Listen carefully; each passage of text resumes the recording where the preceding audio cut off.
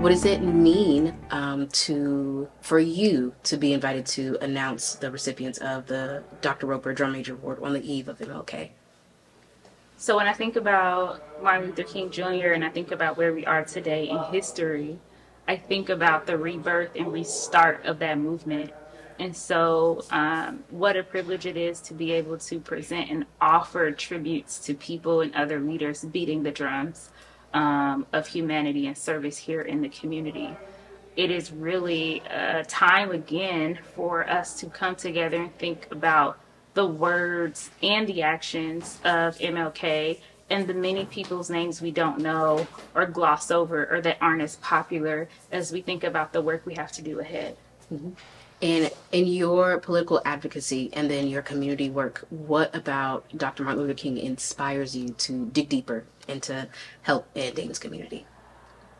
What inspires me to dig deeper when I think about Martin Luther King as I navigate my own journey is really honing in on my faith, because leadership and the work that we do is lonely, it is thankless, and it can be wearing. And if you do not have peace, and I mean real inner peace with yourself and that deep relationship with God, you cannot move forward. You don't have the courage, the strength, or the stamina to move in a nonviolent way or to inspire others, because you aren't inspired by anything. So, if anything, for me, it is really a time for and a time of reflection to think through my why. Why am I here?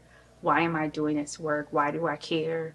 And what is this all about? What's the journey all about? And I think we have to think about that. As young people often romanticize the civil rights movement and the protest, but really it's the strategy, it's the why, it's the core, and it's the purpose. And so that's often what I reflect on and think about.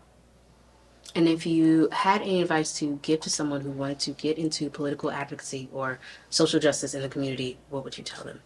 For any young person out there or older person who's maybe suddenly paying attention to what's happening right now in our country and in the world, and you want to do something about it, one, really know your why, and two, just start.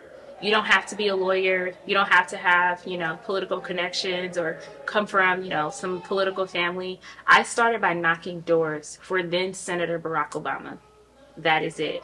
And I volunteered and I did it for free. And I was always willing to raise my hand to help and to do more. And so I think if you are willing to raise your hand, then you are welcome in this fight. You are enough and you're needed. You're needed.